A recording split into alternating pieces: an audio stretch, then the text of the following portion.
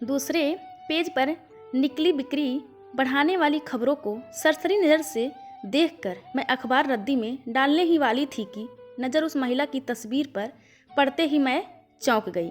नमिता, ऐसा कैसे हो सकता है? मैंने चंद मिनटों में पूरी खबर पढ़ डाली।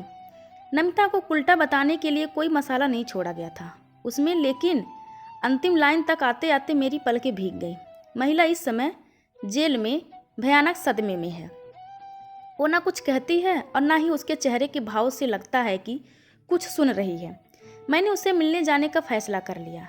पहली क्लास से लेकर इंटर तक हम साथ पढ़े। अपनी अपनी लाइफ में सेट हो जाने पर हमारा संपर्क कम हो गया, पर टूटा कभी नहीं। कितनी यादें ऐसी थी जो मेरे मन को मथ रही थी।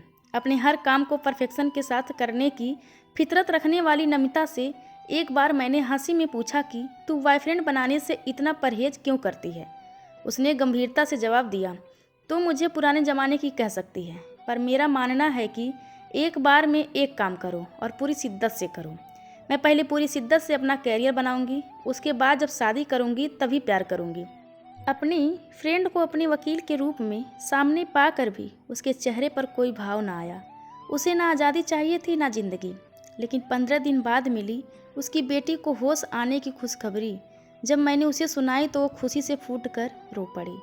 तब मुझे बोलने का मौका मिला। सिर्फ मैं उस तक की उसकी उम्र में समझने लायक शब्दों में सच्चाई ढूंढी। अगर तुम मेरे सामने अपना दिल खोल सको, तुम अपने बचाव के लिए एक वकील को कुछ न कुछ बताओ, मगर अपनी बचपन की फ्रेंड को तो अपनी बेटी की खातिर सब कुछ बता सकती हो। उसने यूँ बोलना शुरू किया जैसे उसकी आवाज़ किसी गहरे कुएं से आ रही हो। मेरी शादी संयुक्त परिवार में हुई। पुराने ज़माने का घर बना इतना बेढंगा था कि किसी भी कमरे के पास प्राइवेसी नाम की कोई चीज़ नहीं थी। रहन सहन भी कुछ इस तरीके का ही था। सास ससुर देवर ननद पति सब व्यवहार में अच्छे थे। कोई आर्थिक कमी भी खास नहीं थी। शादी की पहली रात में मैं मन में उमंगे लेकर सुहाग की सेज पर बैठी इंतजार कर रही थी कि पति आकर मेरे रूप की तारीफ करेंगे, मुझसे प्यार का वादा करेंगे और वादा लेंगे। मगर वो कमरे में आए और बोले, मैं अपने परिवार का सबसे बड़ा बेटा हूँ। मेरे मम्मी पापा मुझे लेकर बहुत ज़्यादा पजेसिव हैं। मैं उन्हें और अपने भाई बहन को बहुत प्यार करता हूँ। अगर तुम मेरा प्यार पाना चाहती हो तो उनसे प्यार करना सीखो। अगर तुम उन्हें खुश रखोगी तो मैं तुम्हें खुश रखना अपनी जिम्मेदारी समझूंगा। उन्होंने ये बताने की तो ज़रूरत समझी कि पत्नी को अगर उसका प्यार चाहिए तो उसे क्या करना होगा, लेकिन ये पूछने की ज़रूरत कभी नहीं समझी कि उन्हें पत्नी का प्यार पाने के लिए क्या करना होगा। असल में उन्हें ना पत्नी का प्यार चाहिए था, ना पति का प्यार देना था। वो उन हिंदुस्तानी मर्दों में से थे जिनके लिए जिम्मेदारी ही जीवन है। उनका परिवार हमारी सम्मिलित जिम्मेदारी था और मैं उनकी जिम्मेदारी खैर।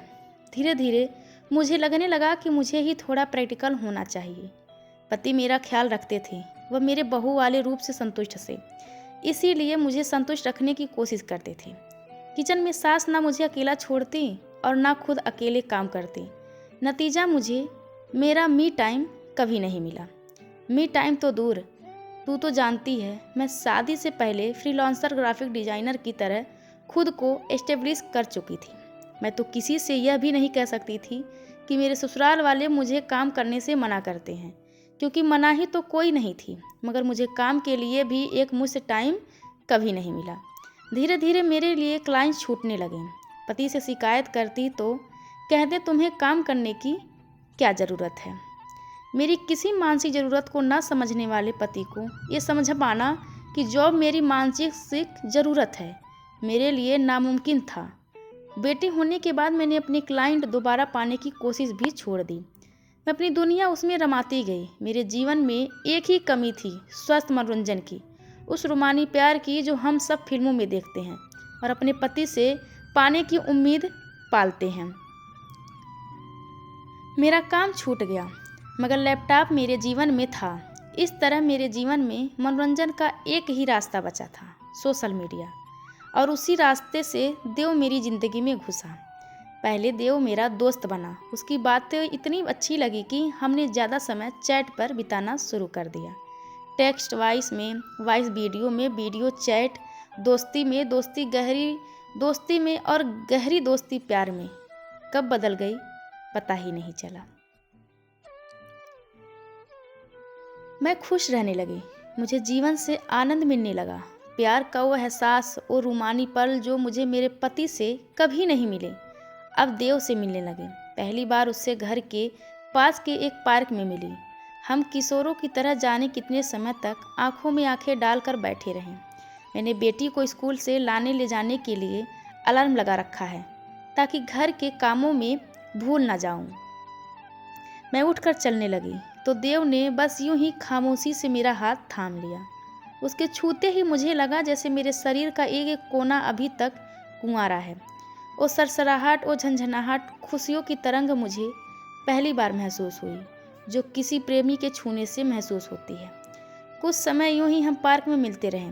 किसी न किसी बहाने देव मुझे छू देता और मैं मदहोश हो जाती रहती थी। फिर उसने मुलाकात के लिए एक कैफ़े चुना।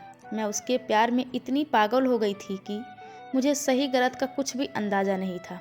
लेकिन कसम से कहती हूँ कि जब वहाँ जाकर मुझे पता चला कि वो एकांत केविन है तो उस पर बहुत गुस्सा आया। कहते कहते नमिता की हिचकियाँ बंध गईं। कुछ पल रुक कर उसने फिर से कहना शुरू किया, हो सकता है तुम मुझ पर विश्वास ना करो, लेकिन पहली बार वो बलात्कार ही था। मेरे संस्कारों की मुझ पर पकड़ बहुत गहरी थी। मैंने उससे छूटने की बहुत कोशिश की, लेकिन घर आने के 2 दिन बाद धीरे धीरे मेरे मन ने मुझे बताया कि वो एहसास आनंद का था। मैं जैसे ज़मीन में गड़ गई। इसलिए नहीं कि मेरे साथ कुछ गलत हुआ था, इसलिए कि मेरा मन उससे खुश हो रहा था। वो मुझे बेटी को स्कूल ले जाने के रास्ते में फिर मिला और उसने मेरा चेहरा पढ़ लिया। उसका मैसेज आया, मैं जानता था कि तुम्हारी ये खुशी अधूरी है। मैं जानता था कि तुम्हें, तुम्हारे मन को, तुम्हारे शरीर को मेरी ज़रूरत है। इसीलिए मैंने यह सब किया। अगर तुम्हें बुरा लगा तो मुझे पुलिस के हवाले कर सकती हो, और अगर अच्छा लगा तो मुझे अपना बना लो। सच कहती हूँ कि मुझे क्या हुआ मुझे खुद नहीं समझ आया। कुछ दिन बीते और मेरा मन उससे बातें करने को, यहाँ तक कि मेरा शरीर भी उसे पाने को तड़प उठा। उन 10-15 दिनों में एक बार भी उसने मुझसे बात करने की कोशिश नहीं की थी। सिर्फ सुबह उठते ही सॉरी का एक खूबसूरत मैसेज भेज दिया करता था, जिसमें लास्ट में आई लव यू लिखा होता। आखिर मैं तड़प उठी। मैंने उसे ओके इट्स ऑल राइट का मैसेज भेजा। बदले में एक लोकेशन और हार्ट का इमोजी आया।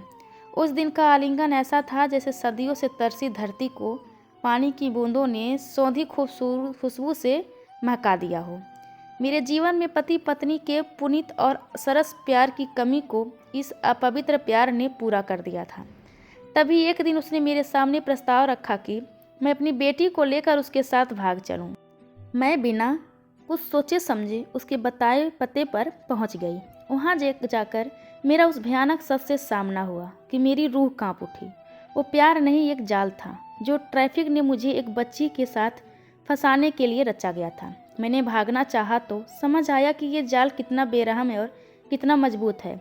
झगड़े में मेरे हाथ में पिस्तौल आ गई। मैं अपनी जान देकर भी, किसी की जान लेकर भी, किसी भी कीमत पर अपनी बेटी को घर पहुंचाना चाहती थी। पर मैं अपने मन में सवालों का तूफान लेकर लौट रही थी। क्या प्यार हमारी ज़रूरत नहीं? क्या इसे पाने की चाह नमिता का गुनाह था कि उसने उन लोगों की कत्ल कर दिया? दोस्तों, यह कहानी आप सभी को कैसी लगी कृपया कमेंट करके ज़रूर बताएं, और चैनल को लाइक, शेयर और सब्सक्राइब करना बिल्कुल ना भूलें। धन्यवाद।